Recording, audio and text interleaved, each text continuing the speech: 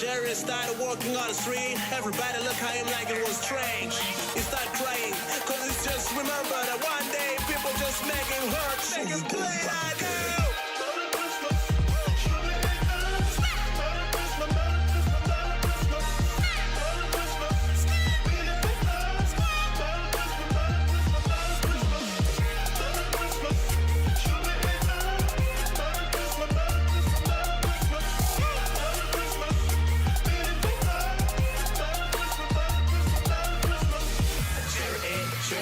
Coffee, ladder boat, starlight, gotta groove. Don't know what I kinda do. And I don't know. Don't know what I kinda do. And I don't know.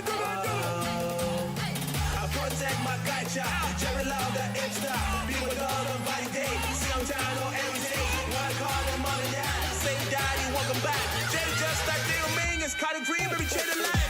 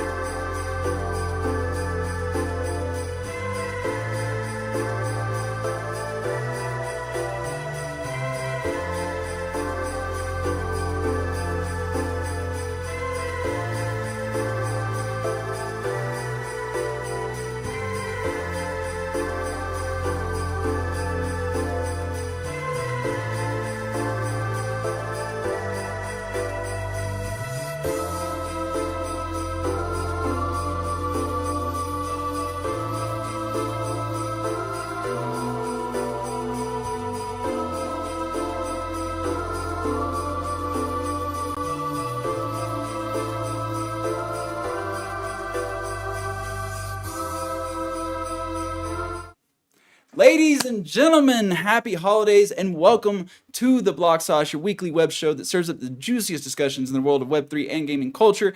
I'm your host and NFT ambassador, Jim Kieran, and today we have an extra special episode for you as we wrap up the year with the final episode. So that being said, we're going to just jump right into it, introduce you to our panel of elves, and get this show on the road. So let's have a good one.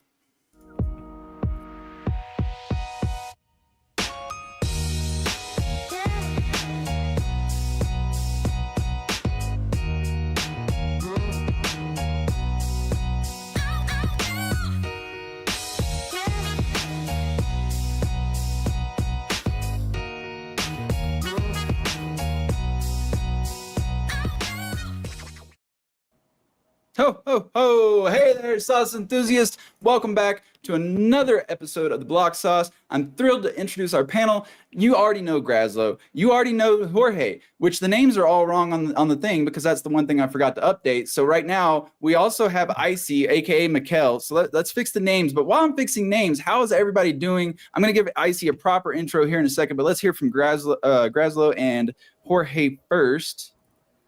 Hey, Jim Kieran, I am doing fantastic. Glad to be back here on the Block Sauce. Loving the panel today. Special guest. I swear, we get some great guests on the show, so I'm glad to be a part of it.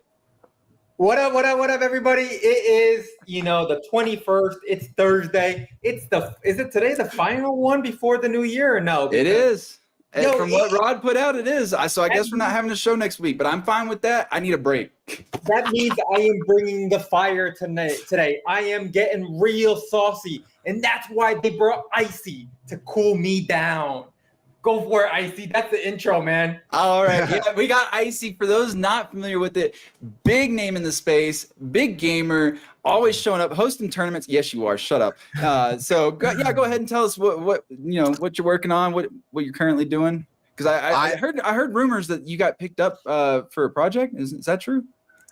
It's news to me. I don't know what's going on. I'm excited to bring the ice to Jorge's fire. I wanted to represent Mikkel. I love Mikkel. Got to hang out with her in Miami at Art Basel a little bit. She's incredible. But we got the icy name here. Guys, congratulations. I've been loving the Block Sauce ever since you guys first started it.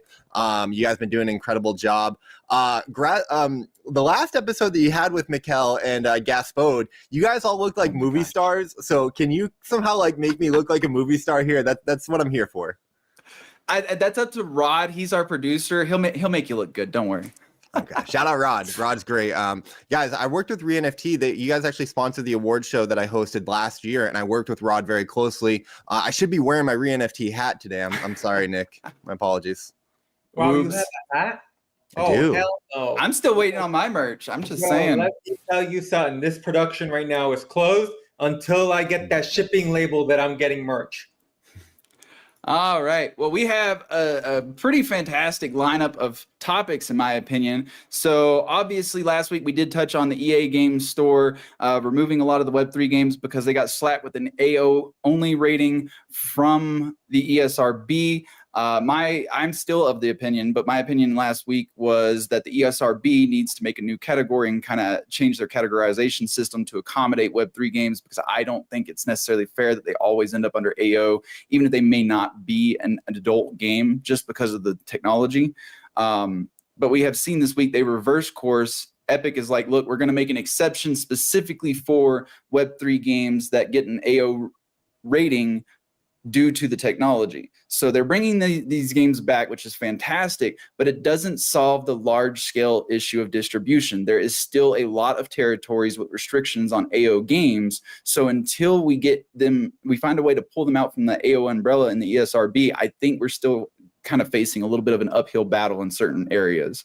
So that's kind of where I'm at. What are your guys' thoughts on this? Look, I mean, the government has an issue. They still don't even know what crypto is. They're confused. The Bitcoin ETF, I don't know if to approve it or not to approve it. In gaming, we're in the same freaking boat, right? I've told you guys several times. Look at the way crypto has evolved, right?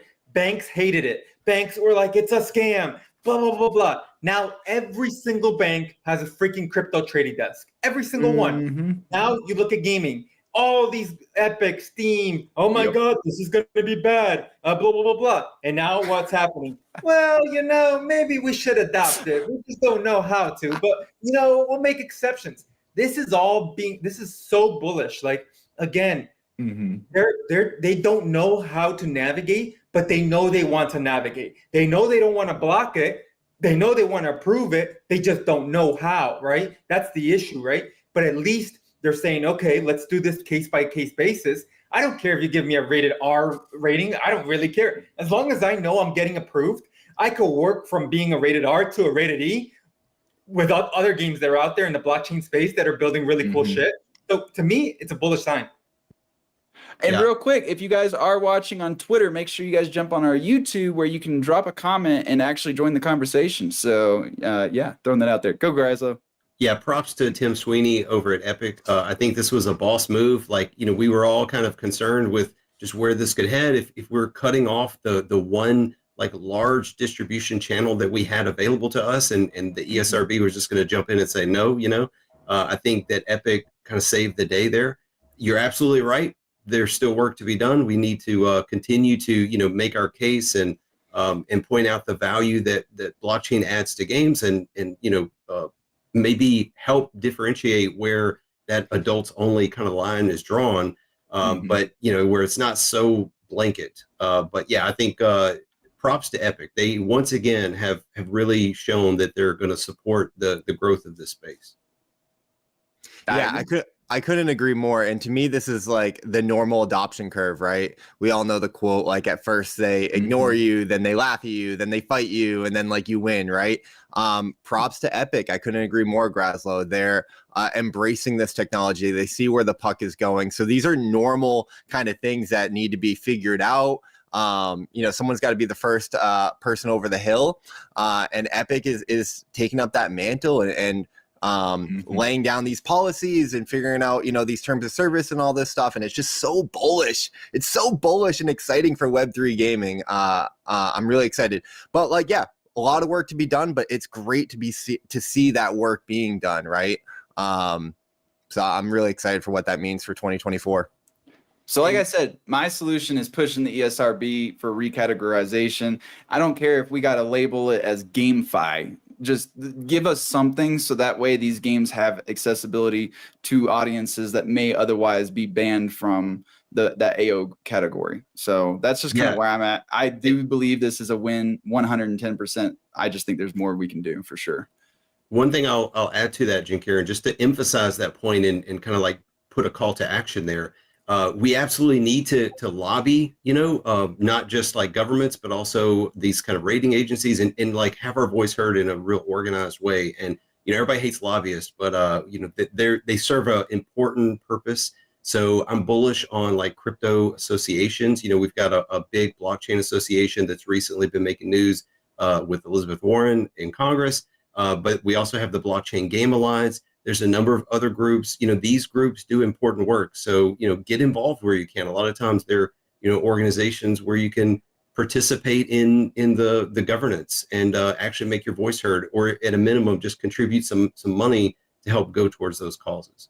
You better hire me for a lobbyist. Let me tell you something. I could talk and I could get loud. He's just going to buy them all ice cream. Come on now. Not a bad idea. Oh, Jim Kieran, you're muted? I am muted. Thank you.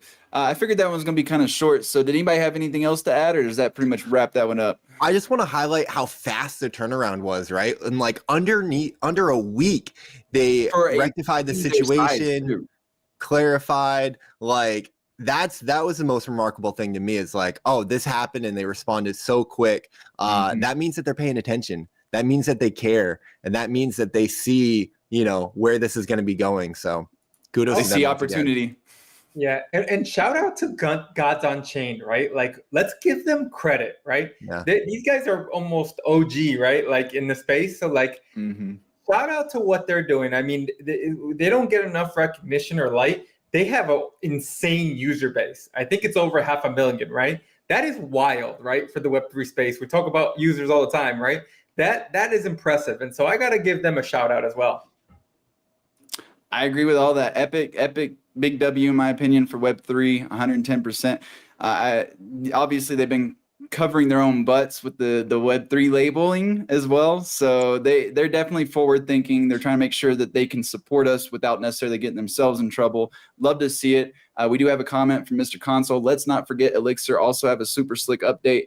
And that's the thing about Web3 launchers that I kind of touched on the last time we brought this topic up, is I think it's cool that we have Web3 launchers, but when it comes to these territorial restrictions, decentralized or not, they still have to follow the same distribution restrictions that are in place, even for platforms like Epic and Steam. So it's great that we have Web3 platforms, but in the case of like Gods Unchained getting an AO rating, I don't think that that's a solution. I think that it's just another delivery method. But at the end of the day, it's not fixing this particular problem, right? Can I ask a question real quick? Go for it. Do you guys see like us moving towards a way where we decentralize away from the centralized, distribution and like just go direct to the website to download the game? Like, obviously you're not going to have the reach that an Epic or a Steam has, right? But like if a breakout game, pops off, it could drive enough traffic to their own website to get access to the game. Is that a world where we see, Web3 gaming potentially going? I'm going to say no. And this is my analogy as to why. EVE Online has a direct client, but they also have the Steam client. Out of the average of, I think it's about 32 to 33,000 players, over 20,000 of them are coming from Steam, even though that direct download option is available. And everybody knows EVE's name. Like, EVE is not necessarily one of those, I might download a virus type of website. So if even Web 2 gets more conversion from the platforms like Steam and Epic, I think we're going to see the same distribution method in Web 3, and that's more of a library thing. Gamers like to have all their stuff in one place. That's why when Epic Games launched, nobody wanted to use it, is because all of their games are already on Steam, right? So I think it's going to end up just essentially being the same. I could be wrong, and I don't mind being wrong, but I personally am not going out to websites to download games. I'm finding them on launchers and platforms myself. So it's kind of anecdotal, but I think it does still apply. I think for like breakout games, there definitely will be some that have their own launcher. They pull people to them. They could even, be on multiple launchers and then incentivize you to download their launcher to really capture those users. But I just wanted to make the point that we should definitely support Web3 launchers and decentralized platforms and just anything in that direction, so that while I love Epic, we don't want to be held hostage to any one company, no matter how much they're helping us today. If they change their policies tomorrow, we don't want to be like left without a distribution platform. So I'm bullish on Hyperplay, Elixir, and Sedona, and anybody else building in the space. I'm bullish on the platform that will help Web 2 gamers actually want a game on Web 3, right? I'm not bullish on having to have the wallet still in the game launcher. It defeats the game launcher, right? And so again, like, let's think of mass adoption. Let's think about people that want to come in. I can't tell you, look, I'm traveling right now. I'm in Connecticut in the United States. I'm on my laptop. And I can't tell you how many games I couldn't play this week. Like, people would ask me to do this because I have a wallet somewhere else. I have a different wallet on this computer just for protections, right? Like, it's just, that's, again, it can't be this way, right? Like, it has to be something more simpler. Like, we have to figure out ways to make sure that the user is at the forefront of everything we do. Well, I think in the case of Elixir, if I remember correctly, you can sign up with a Gmail account. So their onboarding process and launcher is not a problem. I haven't used Sedona, so I can't speak to them. I can say Hyperplay is my biggest point of contention when it comes to launchers. Every single time I open the frickin' app, I have to connect my wallet, and then the browser wallet connect doesn't work, so then I have to use the mobile app version. So then I'm scanning a QR code with my mobile MetaMask, and everybody knows the last thing you want to be doing is scanning random QR codes with your wallet. Like that it's already not a warm fuzzy. So I think that Elixir is doing some things right. I think Hyperplay has some improvements that definitely need to be made. I have actually talked to their team and made them aware of my issues with the wallet system at launch. And unfortunately, signing in every single time, they said, is a MetaMask thing. They can't get around that. But hopefully they can at least fix the sign-in system to function properly. And then Sedona, if anybody's used it, I would love some feedback on it. I have not touched it yet.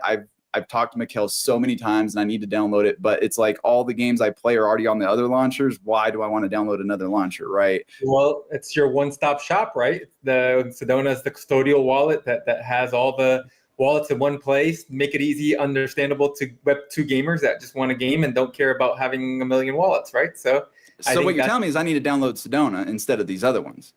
You know what? Christmas came early. I love you, Elixir. That is the alpha. There you go, Jim Karen. Merry Christmas. Happy holidays, everybody. Show's over. Nah, I like what everybody's building. There's some that definitely still need some improvement, and that's what we're here for, or at least what I'm here for. I'm not one to sit there and sugarcoat things. So, well, sometimes I do if I like you enough, but Oh man, so that we got a little off topic from there, but we can go ahead and jump into the next one, which is the launch of Axie's evolving NFT. Does anybody? I mean, it's neat, but I mean, haven't NFTs always had the ability to evolve? Couldn't you technically change the metadata, or did they do something beyond that that I'm just not catching on? Or did anybody even look into this? So I've heard some people talk about it. I'm not a Axie player, but I watch a lot of creators, and a lot of times, they'll jump into Axie, and I'll just kind of watch them play. I think knowing a little bit about their ecosystem, this is not like novel to NFTs. Yes, we've had the ability to do like dynamic NFTs, upgradable NFTs, changing metadata, but for Axie, this is a big deal. It seems like, just on the surface, because they have such a large user base.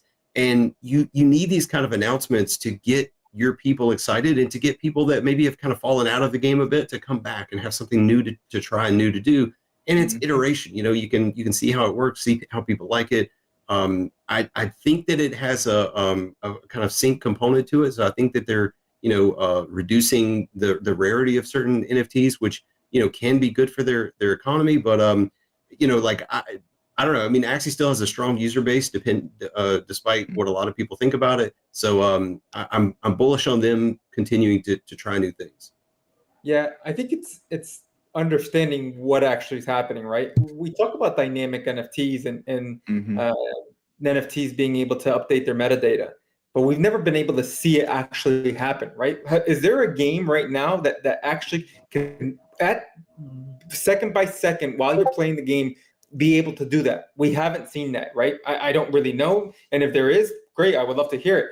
And I think what Axie just did is solve that, right? And that's what Axie's flaunting. And I think, again, at the end of the day, like, I'm a huge fan of Ronin, right? I'm a huge fan of what they're doing. They've been first movers in this space since fucking day one, and they're still being first movers. They're the ones taking the risks. They're the ones doing everything. You may not have to like Axie and what it was because of tokenomics wise, but no one knew what tokenomics was for gaming when Web3 gaming started. So it's not like, and we still haven't solved it, right? Axie's been around for how many years, and no one's been able to solve it. So like, shame on the whole market. You can't shame on one game. You know what I mean? So that's a whole different other topic. But I think what they just did is very impressive. And again, with the quality that they just put out is even more super impressive. And the way that their IP can now expand to different aspects of gaming. And that's kind of where you're taking now the full gaming experience of what they're building to a whole nother level.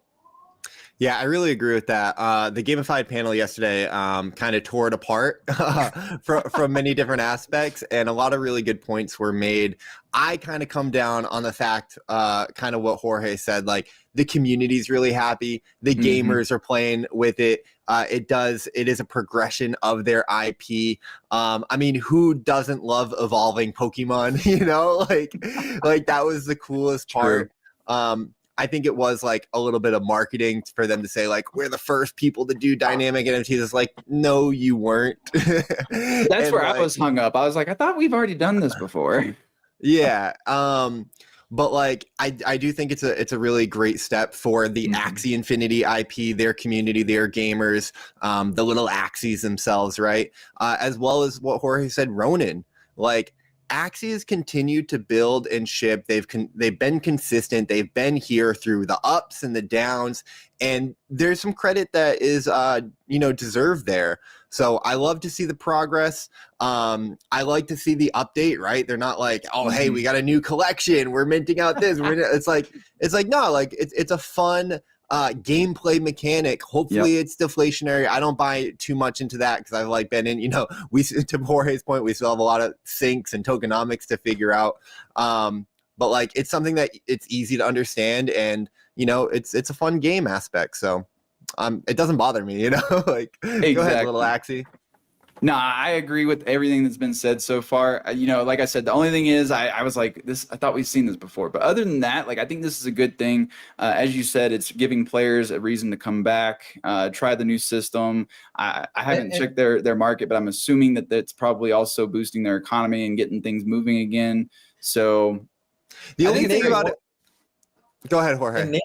And name one game developer right now in Web3 that does not want to build on Ronin. Name one. Again, I think everybody right now, because of the users they're showcasing and everything that's happening, it doesn't matter. Like, yeah, there's some bots on it, but like, let's look at the real numbers, right? There's still numbers there, a lot higher than your other typical chains that have, flaunt your, no offense to like Immutable, Passport, no offense to Scale with the gas list and all these things. Like, no offense to these guys, I get it. But again, at the end of the day, it's numbers. And this is a numbers game, right? Like at the end of the day, you have to make sure your economy works for a lot of these games that are coming out. And so as somebody who looks at everything and from an ROI standpoint and who needs to know how many users you need, am I going to go build on Ronin or am I going to go build on Immutable? I think the answer is kind of simple when we're seeing what's happening over there, right? Now, let aside, I get it. It's Ronin. It's what you want to think of it. There's bots and all that stuff. But hey, at the end of the day, numbers are numbers. I thought that was a Solana hat, but maybe that's an R up there. Oh man, so Solana's popping right now too. So we're starting to see projects come back. Hey man, Saga phone is popping. Just got worst phone of the year. That's how you know we are back. That is the definition of we are back. You get the worst phone of the year. No other chain has a phone, guys. Yeah. What is going to happen with Solana gaming and Solana? Like, wait till the gamings are. Look at how many of us have iPhones with 5 preloaded games already, or Androids with preloaded games on it. Wait till Solana. Like, I don't know what they're going to do. Cough, cough. Might be something in the future they do there. Hey guys, like that. This is the ways to mass adoption, right? Pre-installed phones, pre-installed games and phones. Holy shit, what a takeover! Games and friggin' shitcoins. Well, I mean, while we're on the topic of the Solana phone winning worst phone of the year, I actually don't agree with that title because obviously I'm looking at it from a hardware standpoint, right? Benchmarks, performance, stuff like that. It actually underperforms the iPhone 13, which at this point is a 2, 3, 4-year-old phone. So I do understand it's not the best, but I feel like Marquis Brown went a little hard on the Solana phone, maybe because of the Web3 element, because I guarantee you there are lower end phones at a much lower price point that qualify from a hardware standpoint as worst phone of the year. Now, am I going to go buy an inferior hardware device just to enable Web3? I'm personally not doing it because I'm an iPhone person. I loved Android for years, but over the years, it just went downhill for me. I moved to iPhone and now people are like, oh, you got to have this phone. And then I go and look at the hardware and like, I'm buying a downgrade. Well, who buys downgrades? Unless you're trying to save money. That's a different story. I've been there, done that myself. But I'm not rushing out to buy a Solana phone. I don't think this is the big bull that we think it is. I don't think most people outside of Web3, if anybody outside of Web3 is buying a Solana phone. So is it a step? I'll give it credit as a step. Do I think it's going to be a market mover or make or break Solana? I don't think so. I think they're going to be fine with or without the phone success. Yeah, I mean, like, again, this is their first phone, right? Do they expect anybody to get the first phone from a blockchain, to get it down? No. Give me maybe to like version 6, right? Look at these Samsung with the fold phones, right? We're I think on fold 6 right now or 7, and it's still not done correctly, right? Then Google I'm just saying, we can look at Web 2. Microsoft has tried a phone and failed and exited. Razer has tried a phone, failed, and exited. We have seen much larger companies with much better funding than the Solana chain attempt this and not make it. So I'm not saying they're going to fail. I'm just saying I agree with you. It's going to take time to really have a say whether it's going to go one way or another. But right now, I'm sticking with my perspective. Right, but again, one thing you're missing here is that this is a whole different industry, right? And one of the things. The one of the things that we're crying about in this industry is, again, MetaMask not being able to be on your phones, right? The correct way, the Phantom wallet. Now you created a phone where that capability is built in. Now you're talking about, again, they're leading that. And and maybe they don't need to win that race, but what they do need to win is to show all these other phones that, hey, this is how you build the dApp inside of the game, inside of your phone, and copy and paste it. And now everybody that's an iPhone or Android user has this, and now could get into the Web3 space in a better, more safer way. Then that's the win right there, right? Like it doesn't have to be the phone itself and like what they're doing. So yeah, like I agree with what the others have tried it. We're just in a different industry right now. I agree with that. And I have a question for you because you said the wallet implemented in the right way. What's more beneficial about it through the Solana phone than my current iPhone app? Because I can still sign transactions, I can buy, sell, and trade, I can play games. So what's the difference? Yeah, it's supposed to be a lot more secure than having just an app, right? Like that's the difference in it. And so that's what we're all crying about, that like, hey, we could, get drained very easily with by accident clicking links. I can't tell you how many times I fucking accidentally click on links all the time. And I'm like, I was like, oh damn, because of my stubby finger. But how is it more secure? That's my question. Yeah, I think in the hardware, it's built in. There's like an entirely blocked off environment that how it connects and whatnot. It's actually really fascinating. The story behind the phone. Neat. The story behind the hardware and the phone is really interesting. I don't know if Marquise covered it in his first video. He might have, but I remember watching something. Listen, guys, we're missing the biggest point here, and that's the airdrops. That's the vampire attack. They are vampire attacking hardware, which is so fascinating to see. I'll be honest, guys, like 2 summers ago, we heard about the Solana phone, or last summer, I was so bearish. I'm like, to your point, Jinkir, and I agreed, like, how hard is it to make a successful physical product? Like, I don't see what they're doing here. Now I see and understand. Like, it's so incredible that you can get an airdrop. It comes loaded with meme coins and shit coins and potentially games and stuff like that. Like, they're giving people a reason to purchase a phone, and it's like a pretty good value. Even Marquise will admit that, like, the value for what they're charging and what you get just on a pure phone and hardware tech level is pretty good, comparable. But the fact that they're incentivizing it with, but not power users. Yeah, but like, hey, us degens need, we're power users in the degen space, baby. Come on now. Look, it's understanding your market. I'm clearly not the target audience, and that's fine. Yeah, we have to make you the target audience. I just don't care about the meme coins and the shit coins and all that. I'm a gamer, guys. I like Web3. I like Web3 technology, and I like Web3 games. When it comes to all the extras, I'm not a degen. Well, no. Put the DJ set aside. What about Web3 games on your phone being preloaded? Yeah. And feeling safe and secure to use them and access them and have funds on that phone.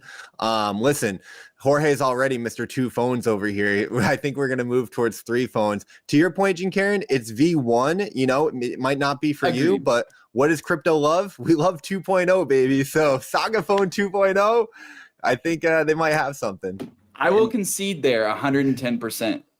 And there may be something there with the games too, like the preloading games. You talk about like the App Store fees and just the stranglehold they have on mobile gaming. To have another player out there, and it's going to be a much smaller user base. But if you're making a lot more money and you have a lot more freedom, and people are buying the phone just to play the games, I mean, then it becomes a whole other use case. And so I think there's something to that.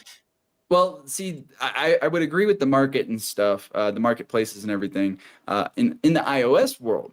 However, in Android world, it's a little different. You can actually download other stores and sideload apps and everything very easily. So that's kind of what confuses me a little bit. Why make an Android device with this capability? Now, you explain the hardware side, so that starts to make a little bit more sense.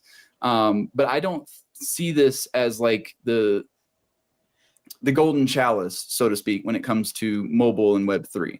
I agree with that, but I think it's a really good step forward. Sorry to cut you off, but no, you're right. And I was about to say, I think that it is a good step forward, and I think you're right that the 2.0 is what we should really be excited for, because they're going to take the lessons learned from this version 1 release. They're going to listen to the feedback from the people actually using the device, and they're hopefully going to iterate, and the next version is going to be vastly superior.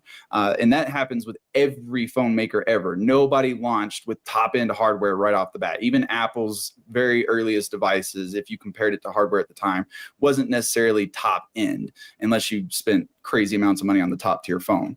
But things have And changed look, over time, and now we have options across all the manufacturers, both cheap and expensive. So maybe we'll see that from Solana, where they start offering various tiers of phone as well.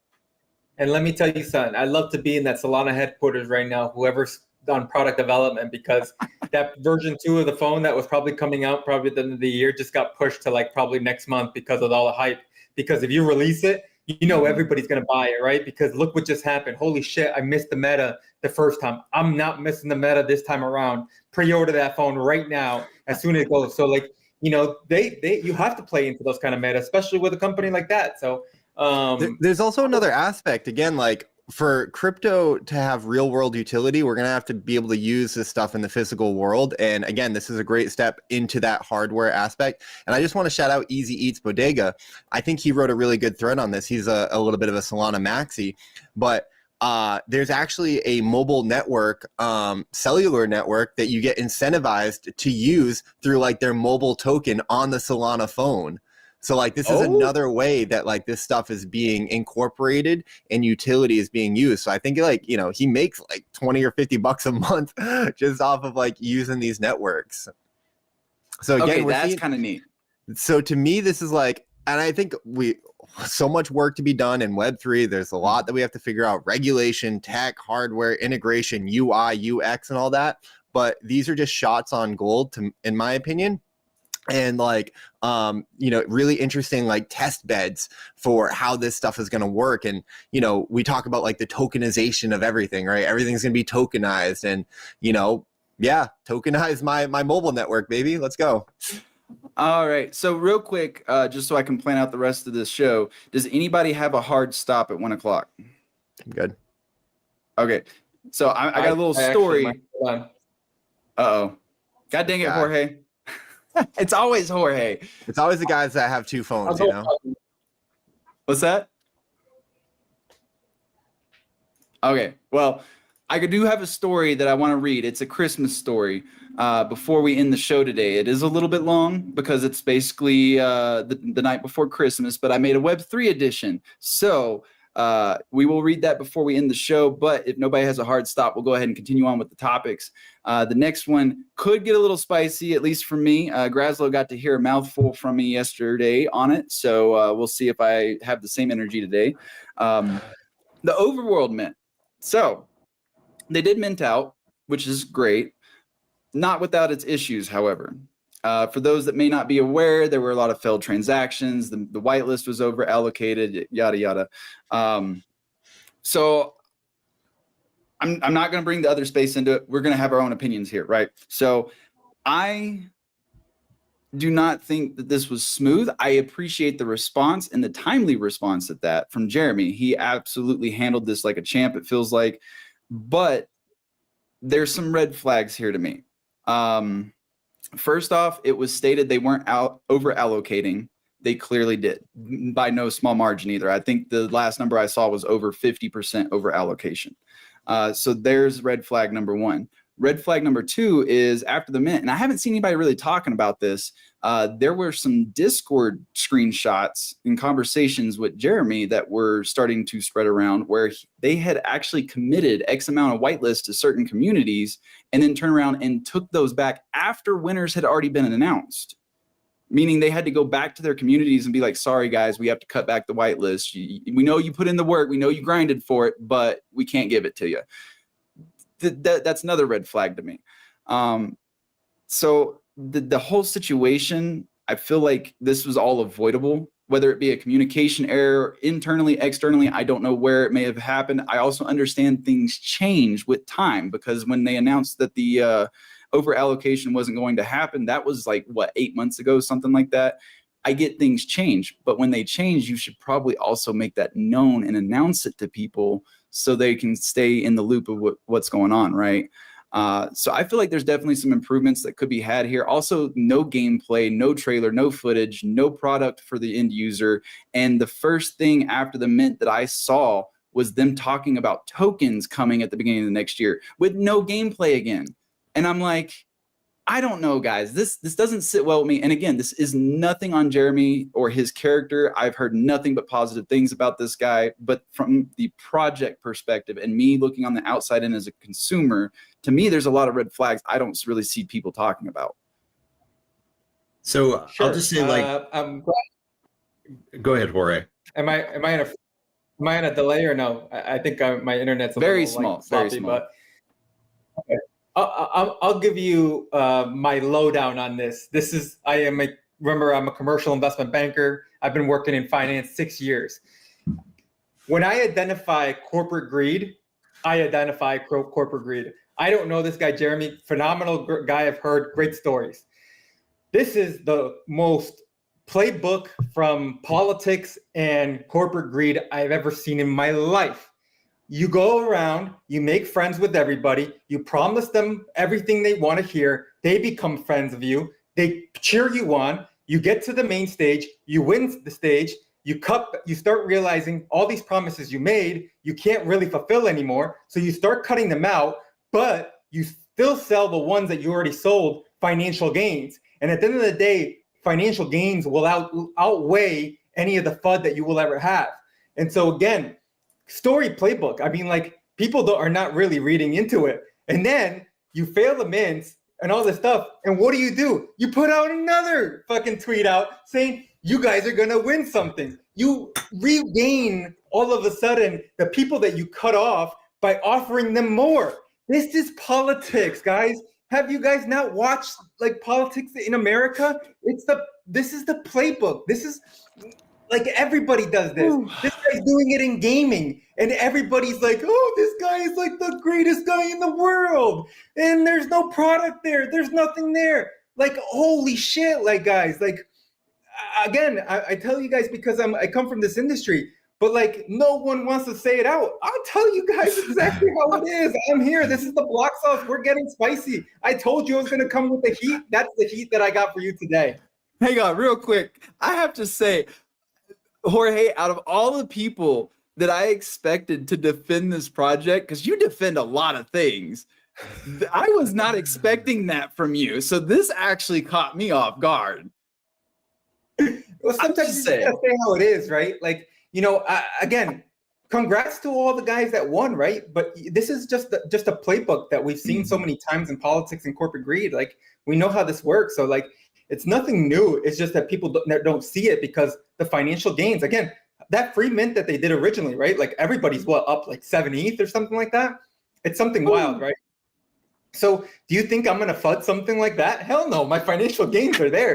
This guy, I need to put this guy in the pedestal wherever Rocky is. But again, look how he got there. No one wants to talk about that. That the way he got there is doing the old school, hey, bring everybody on. Let's all be friends. Then that room gets a little tight and it's like, all right, bodyguard, start kicking some of these guys out. Sorry, the ones that stay in are going to be, yeah, let's go. Rocky's here, It's storybook. I mean, it's like literally ripped out of a playbook. I mean, what Jorge's saying here is like, don't hate the player, hate the game, right? True. And listen, like, what I think we're seeing with Overworld, how I come down on it, it's like, this is the Web3 speculation game. I learned this in DeFi, guys. Like, launching the project is actually kind of bearish because it's never going to be good enough, right? People want to speculate. They want to use their imagination. They want the to jump from one hype project to another kind of thing. So, we did talk about it quite a lot on Gamified yesterday. And by and large, a lot of people on the panel praised Jeremy and the Overworld Mint for dominating the speculation game. And they're really doing that well. And it's hard to deny that success, which is a really interesting thing that we have in Web3, where you can kind of create these valuations out of thin air and, release tokens and NFTs, and the market can value them based on, hype and anticipation and excitement and, previous progress with very little fundamentals in terms of gameplay and user bases and actual gamers and stuff like that. But that is the space that we operate in until it's not, right? And that's like, it just is what it is kind of thing. I agree, from the gameplay side of things, this is why, like, the games that I've played, the games that I'm excited about that actually have something, like, I think they're playing a different game, right? Like, probably a more long-term sustainable game. And, you kind of need both, which is really interesting in this space. You got to create the hype. You got to make the noise. You got to go out there, make a splash. But you also have to deliver on those promises. And that's what I'm looking to in this next cycle, is to hold people accountable and be like, listen, like, are you going to deliver on these promises or what? Because we've seen too many cases of people not. You better bring them on the block sauce. I would love to get them on the block sauce. I'm just saying. I try to be as unbiased as I possibly can and give everybody an opportunity to present their viewpoint and any rebuttals. So if Jeremy ever wants to come on the show, please reach out for sure. Because again, I don't think he's a bad guy. From everything I've heard, I mean, this could just be, again, like you said, he has a different target audience. He's going for that speculator situation. I as a gamer though, I'm looking at it as a consumer and a gamer.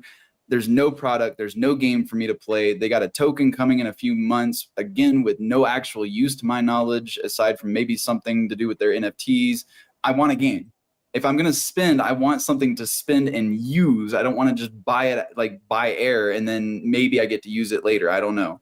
And that, I don't know who all saw it, but my motto going into 2024 is no gameplay, no mint. Like that's just my take from now on, because we've seen a lot of studios, even if they do start building a game, it's usually built off of some sort of template that we've seen 100 times over. No offense, but also offense. Look at all the Lyra clones. I'm sorry. It's to the point now I can watch a gameplay trailer and be like, yep, you built on Lyra. Like make it unique, make it stand out, make it different from the other bajillion clones. It's a template for a reason. It's your foundation, your base, but you still need to adjust it to build something genuinely outstanding that it doesn't just look and play like the other 100 games built on the same template, right? So I don't know. I'm gonna wait from now on. I don't even mind buying off secondary out of Primo if it's a game that is good and wants my time. I bought Metalcore off of secondary because the day that they minted, I didn't get to mint, and I was like, crap. But I saw the gameplay.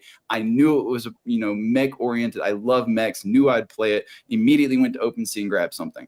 Yeah, I paid a Primo for it because I missed the initial wave. But guess what? I got what I wanted for a game I wanted, and I get to use it. It's called blue chips, right? I mean, that's the game in the stock market. You wait to make sure that the product is there and it's making money, right? What you're doing is actually the right way to invest into games, right? You're actually waiting for a product to have something that's viable and that says to you, hey, I'm ready to invest in it because it checks off my checklist that there's a gameplay economy, and the game that I want to play or whatever it is, the barrier to entry is willing for me to pay. That is the right meta. Like that is the playbook in Web 2 and a lot of stuff. There's penny stocks and all this other stuff. Cool speculation game. But in Web 3, we don't have any of that, right? Like look at why we're in this conversation right now is because no gameplay, no nothing. And it's like, I got sold a dream and no one knows. This is like, what was it? Was it Pixelmon with what's it? You went there. Kevin, right? Like, oh my God, huge speculation, $72 million. And then boom, picture of Kevin. And you're like, oh my God, what did I just mint? It's marketing.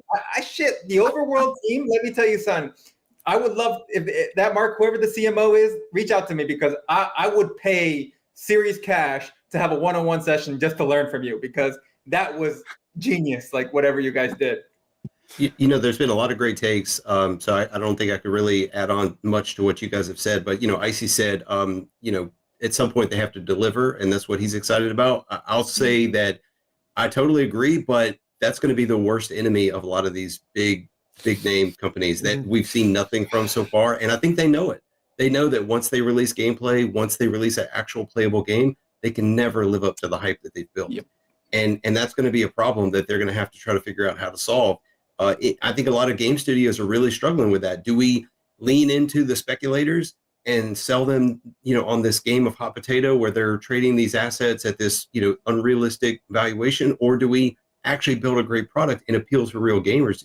I loved, for the minute I thought about gaming in NFTs, I thought about Kickstarter and how it's Kickstarter but better. You own your assets. But if you go to Kickstarter and you look at the campaigns, almost all of them have gameplay. They have something. The teams have done some work, and they're telling the story, and they're like, this is what we want to build. Help us build it. And if you jive with that, if you want to play the game, if you believe in what the story they're telling, you pay for it. But in Web3, we do something totally different. It is a really speculative kind of gameplay, and I don't know how that's going to work out once that transition is going to be rough. Look, I said it in your space yesterday, Grazlo. I'll say it again today. If speculation and hype made good games, the day before studio wouldn't have shut down 4 days after they launched.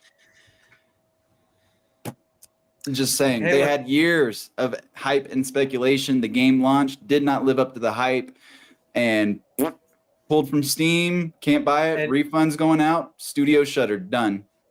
I'm just saying I could see that future for a lot of Web3 studios. And now let me insert a shill here. Shout out to Mixmob, right? That just founders from EA, Disney, Epic delivered a game, showed a game, got everybody to get mint. Everybody played the game for 2 years straight in an incentivized beta, and then released the token, sold out the token in the pre-sale. Like, that is the way. I mean, like, why isn't the meta to me? It's like, man, when you have something good, Web3 doesn't want it. When you have something bad, Web3 wants it. Like, it's just so funny, right? Like, it's like, Jesus, guys, like, we kind of like contradict ourselves, right? But hey, welcome to Web3. And that's what I was telling Grazlo yesterday is we keep talking about, like, we want change and we want to move the space forward and we want to overcome the stigmas, but then we find ways to, like, spin, like, for example, the overworld mint into a masterclass marketing session. I'm like, guys, we can't advocate for change, but then praise the same BS that we've all been complaining about during the bear market. Come on. I mean, I do think that stuff is changing, though, right? Like, Mixmob's a great example, Jorge. I met them with you at GDC, and it's great to see 8-9 months later them continue to ship, see the progress. I really admire these games that go, and these founders and these developers that go to the events and the conferences, right? I met Grazlo at NFT NYC. You're still here, you're building, you're shipping. I also want to spotlight like Shrapnel, right? This is why I'm so excited and bullish and hyped and evangelize them any chance that I have, because I've been to the studio. There's 70 people in that place designing this game from the ground up. And it's like, that's what's really exciting, man. They came out with trailers and gameplay and multimedia.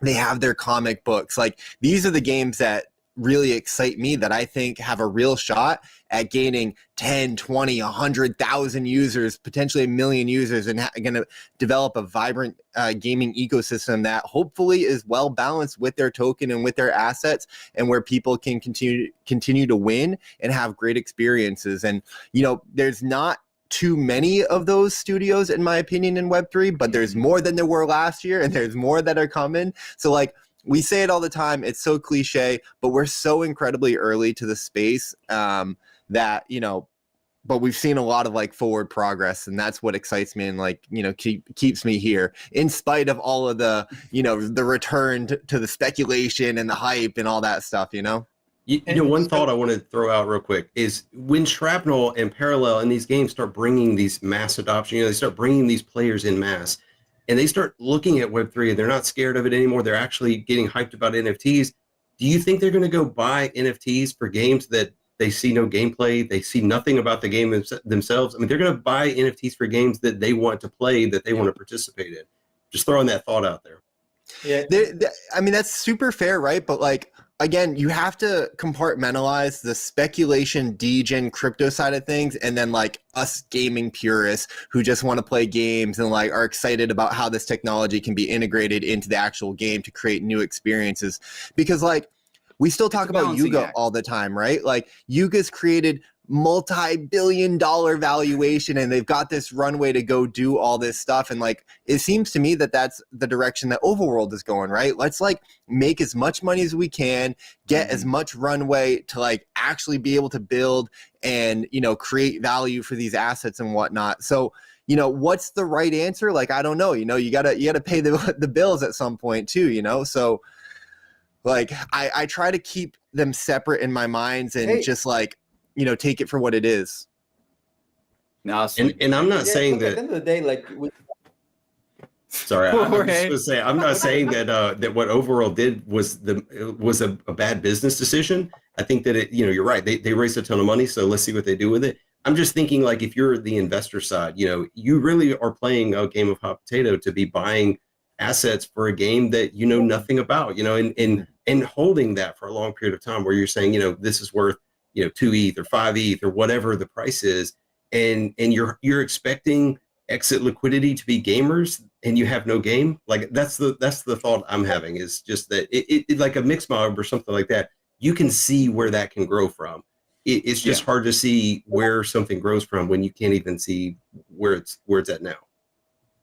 Well, that's exactly what I was going to say, right? Probably 90% of the people that minted Overworld are metagamers. They're not gamers, right? Like we could probably say, like, do you think they're going to want to stick around for the game? If they don't even know what game it is, you think like let's be real. Like, if it's maybe they come out with TCG game. I'm not even a TCG gamer, and you think I'm going to stay around for? What if it's a basketball game? I'm not a basketball player. What, you know what I mean? We don't even know. So like they don't even know their audience. Like, this is the wildest part, right? Like, we just know that that it was a big, huge hype. These guys are gonna sell. They're probably gonna get a shitload of money in token. They're not gonna want to hang out because they're gonna have to do a whole nother marketing campaign to bring on users. Man, like, this is just like, it's just gonna get muddy, right? Like, hey man, if you're up, if you're green, take your profits. That's all I could tell you. Non-financial advice here on the Block Sauce. Look, I'm just saying there is some kudos to be had here, because if they did anything right, they showcased the necessity of the new ERC 721 standard. Like, they made what, like 400K in royalties in the first few days. Like, they've blown away in terms of royalty revenue every single project out there right now. Like, that I think that they did do something right here. They showed a new standard that more projects need to leverage, so that way they have better control over their own royalties, and we don't have to worry about platforms like OpenSea, Magic Eden, etc., making wide sweeping changes that negatively impact projects from a revenue standpoint. So I'm with Jorge. I don't know what people are buying. I don't know what game it is. I had no interest in the mint. I had no whitelist. I'm not technically a participant in this. Again, my opinions are fully from the outside in. But now that Jorge made that point, I'm like, yeah, even if I wanted to, what would I have been buying into? As an MMO, as an FPS? Because everybody knows MMO, FPS, I love. TCGs, auto battlers, stuff like that, not so much. So I'm with Jorge. I'm glad I waited now, for sure. Even though there's definitely profits that were had. The profits on this, people who made bags, oh my God, they were big bags, probably very heavy. Yeah. And this is the issue I have with the space, because I can't tell you how many times I've heard it this morning, right? I was on a space and they're like, I can't wait for gaming to just be gaming. And I'm like, no, gaming is not going to be gaming when you have financial gains to be made the way they are. This is still a meta gamer space. It's still a crypto run space. NFTs and crypto are still dominating games and their narrative. It won't change until you get rid of the whole financial game out of the get-go, right? Mm-hmm. The financial game, playing the game, right? It shouldn't be before the mint or on the mint for a game that comes out a year from now. Like, that's not like that. I'm not. What game did I play? I played a game of being early on a whitelist spot. That's not, I was an alpha bot early. That's not the game that I want to play. I want to physically play the game and earn in that game if it is going to be gaming, right? I think we can have both. I think we can have. I want to play both games. Yeah, that's where I'm at. Like, if I have the opportunity to earn and the game is really fun, fantastic. But if I'm only playing to earn and the game is an absolute slog, which is the case for most games right now, let's be honest, at least in my opinion, it feels like a second job. I could go get a literal second job and make way more money than I have been from playing Web3 games. So while finance is part of it, I don't think finance should be the focus of Web3 gaming, unless, again, different audiences, different games, etc. There's a place for degen games. I'm just saying. You know who's doing that the best right now? Who? Zynga, man. You're not happy about this, Jin Kieran, but let me tell you why. Listen, man, they did a free Camel. mint. They came, yeah. Shout out to Camel. They're doing a lot of things right, and it's really impressive. And I think it's a really interesting use case and test bed for what Web3 gaming can be. First of all, they came out with a free mint, which is really, really cool. It wasn't Really cool. initially free, though. It wasn't initially free. Remember that. They only made it free because there was a lot of negative flashback. So True. let's keep that in mind. That is true. That is true. I mean, hey, everyone's dipping their toe in and figuring out, the landscape and building the plane as we fly, right? But Exactly. It ended up being a free mint, and it was built around a really interesting, cool, fun little IP with the auras and the sugar town, right? And then what do? They reskin their successful, proven, hyper-casual browser-based games. The first one was a side-scroller, not really my type, but like I really enjoyed this last platformer game, All Time Heights. I enjoyed the heck out of it, and they're incentivizing it with more NFTs, which I think is a really compelling concept. Shout out to Empress Rayon. She actually won an NFT in the first game, so she doubled up her aura stack. I'm playing the game. First of all, it's a fun little addictive game. I played like 80 levels. I've probably put 3-4 hours into the game. I enjoyed it. The music's fun. The game loop, it's simple, it's fast, it's rewarding, it's frustrating when you die. But they're also incentivizing it with a potential Aura NFT that has a floor price right now of like 0.5, and they're not over diluting the supply. They're giving away like 75 of them or something like that, which I think is really, really clever. Not gonna lie, I hope that I win one. I hope that I'm playing the game because it's incentivized, right? But they're not launching a token, and I don't think Zynga, it's probably too much of a brand risk for them to launch a token. But they're launching these free NFTs and using the IP and the value that they've put into this. And I think that they're doing it really well. And I'd love to see more projects do that. It's a Dookie Dash model, right? It's like, hey, here's a game that people have played. It's not revolutionary, right? But it's fun enough for people to get in and grind. And we're going to incentivize it with this leaderboard and these really valuable NFTs that people are going to speculate on, are going to have desire and demand for, that are going to do something in our ecosystem. You're wincing over there, Jin Kieran, so lay into me. I'm bro. not a Zynga fan. I never have been. I never will be. To me, they're not real games, but I'm not going to say that because I understand some people do love them. But Zynga is not my thing. Different target audience. Again, not slamming on them. You sound like that movie director that was like, called out like Marvel, like those aren't real movies. The thing is, I don't hate Zynga. It's for a very casual audience. I am not a casual gamer. In World of Warcraft, I've got probably 20 plus tabs pulled up right now, various boss guides, character guides. If I go to Call of Duty, I'm looking up meta builds. When it comes to Zynga, I don't have that. There's no reason for me to go look up guides or anything like that because they're very hyper casual focused, and it's nothing against them. It's nothing against their games. It's just not catering to my audience. It's catering to that casual audience. So again, I hope that they succeed, and it sounds like they're doing a lot right, especially from what Icy said. It's just not for me. I've never been a Zynga fan. Wait until you can win some NFTs, bro. You're not a Solana phone fan either until you can get some meme coins. I'm a Solana fan. I'm just not a Solana phone fan. Yeah. What kind of Web3 maxi are you? This guy, hey, you're on the wrong show, man. I think this is a Web3.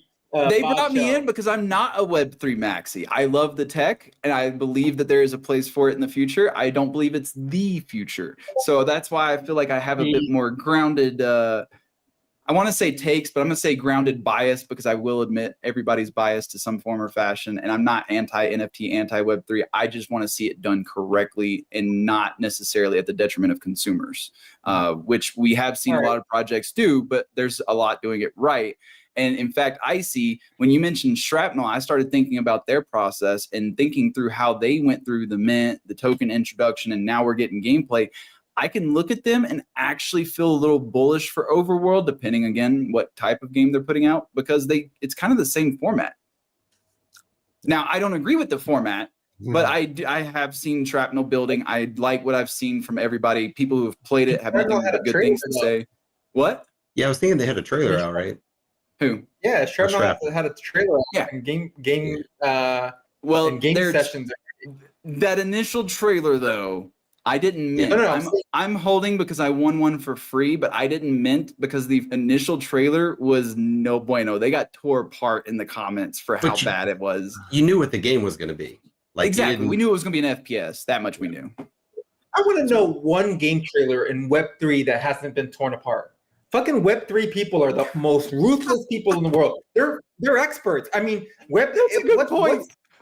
What's an industry in any other industry where they claim themselves experts after minting one thing and they're like, well, I've been minting NFTs since 2006. And I'm like, what? Like, oh, I'm a gaming expert now. I know all about gaming. No, guys. Like the comments, I don't even read them. This is why I'm not even bullish on reviews sometimes on like restaurants. I'm like, reviews should be taken with a grain of salt. And I'm saying this as somebody who puts out reviews. Just because I don't like a game doesn't mean you're not gonna like the game. Like that's yeah, I agree. 100%. This pizza wasn't made right, and I don't like the cheese. Like, come on. Okay, go find another pizza. Well, anyway, give us a story because it's already kind of running into my next meeting. Fine. I do want to go ahead and announce real quick, though. We have some Web 2 crossover news. Yes, it's a crossover episode. CCP Games did launch their first playable play test for their upcoming Web 3 game titled Project Awakening. That started last week. It's under very heavy NDA. I did not get access. I do know people that do have access, though, and I've heard very good things about this game from people who have played EVE Online in the past. I was a huge EVE Online buff. I've got probably like 6-7 accounts still around. So I'm excited for that one. On top of that, Nexon has also announced that they are allocating $100 million towards the MapleStory Web3 release. So that is a pretty big number for a Web3 game. I'm looking forward to it. I've been a very vocal, critic of Nexon because I was there for MapleStory 2, and that ended up being a massive rug pull where players spend hundreds of dollars buying things and then they just shut the game down in less than a year. So I'm skeptical, but I'm also hopeful when it comes to the new MapleStory Web3 game. That being said, we will go ahead and wrap up this episode, everybody, with a story. Before we do this, I want to thank everybody for stopping by, taking time to hang out with us. Thank you for the panel for joining us. Again, Icy, appreciate you hanging out with us. I kind of like these guest appearances, especially when we get somebody like you up here. So, yeah. I love all three of you guys so much. So it's such an honor to be here. Like, I've been a fan of Block Sauce. I love that you guys have been doing it for so long. So thank you for inviting me, and please invite me back. I'll come anytime.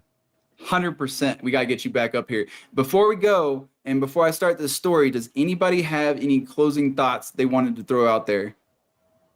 I'm just ready to write my review on the story. And I'm ready to write my thread about your story and then go fudge you.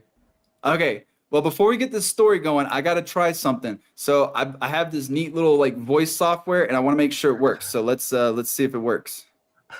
I tuned into one of Jinkiren's streams one time, and his mic was messed up. His voice was insane. I was like, yo, Jink, what's going on over here? He's like, what are you talking about? I clipped it for him and sent it. He was like, oh my God, what is going on? Oh yeah, my Elgato screwed up, and it made everything super deep. Yeah, I remember awesome. that. Okay, so I'm going to try this. Is it working? Yeah. All right, we're good. Okay. So, to pull up the script here. 'Twas the eve of Web3 and all through the metaverse. Not a creature was offline, not even in reverse. The NFTs were owned by the blockchain with care in hopes that decentralized gamers would soon be there. The avatars were nestled, snug in their codes, while visions of virtual realms around them flowed. In my VR headset, and with crypto in hand, I settled in for the night in the digital wave. When out of the blockchain there arose such a clatter, I sprang for my keyboard to see what was the matter. Away to the server, I flew like a flash, tore open the firewall and threw up the cache. The moon on the pixels of the virtual snow gave the luster of midday to objects below. When what to my wandering eyes should appear but a blockchain sleigh and a crypto reindeer. With the wheel driver so coded and quick, I knew in a moment that it must be Saint Quick. Or Saint Quick, sorry. Now rapid than tokens, his Horses they came, and he whistled and shouted and called them by name. Now NFTs, now smart contracts, now DAOs and shards, on Ethereum, on Solana, on Binance and guards, to the top of the blockchain, to the top of the wall. Now dash away, dash away, dash away all. As these that before the wall hurricane fly, when they meet with an obstacle, mount to the sky. So up to the cloud top the courses they flew, with the sleigh full of pixels, and sing click too. And then in a twinkling, I eyed on the roof, the prancing and pawing of each little hoof. As I drew in my head and was turning around, down the data pipeline, St. Click came with the bound. He was dressed all in pixels, from his head to his foot, and his clothes were all tarnished with bytes inset. A bundle of NFTs he had hung on his back, and he looked like a gamer just opening a pack. His eyes how they twinkled, and his dimples how merry. His cheeks were like roses, his nose like a cherry. His droll little mouth was drawn up like a bow, and the beard on his chin was as white as the snow. The stump of a dow he held tight in his teeth, and it coated and encircled his head like a wreath. He had a broad face and a little round belly that shook when he laughed like a bowl full of joy. He was chubby and plump, a right jolly old elf, and I laughed when I saw him in spite of myself. A wink of his eye and a twist of his head, Sue gave me to know I had nothing to dread. He spoke not a word, but went straight to his work and filled all the walls, then turned with a jerk, and laying his finger aside of his nose and giving a nod, and up the blockchain he rose. He sprang to his sleigh to his team gave a whistle, and away they all flew like the down of a thistle. But I heard him explain, ere he drove out of sight, happy Web3 to all, and to all a good night. Thank you guys for joining. See you next time. Yep.